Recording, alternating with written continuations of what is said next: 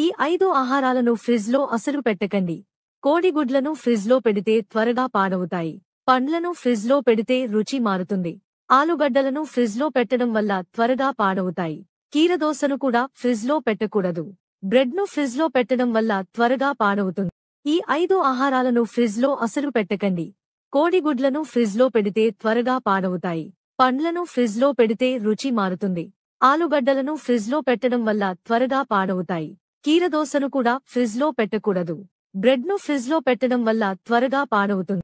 ఈ 5 ఆహారాలను ఫ్రిజ్లో అసలు పెట్టకండి. కోడిగుడ్లను ఫ్రిజ్లో పెడితే త్వరగా పాడవుతాయి.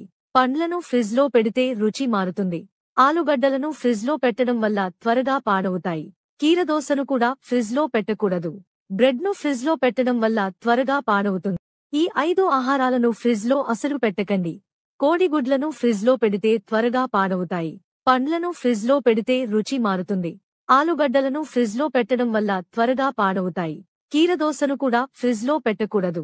బ్రెడ్ను ఫ్రిజ్లో పెట్టడం వల్ల త్వరగా పాడవుతుంది.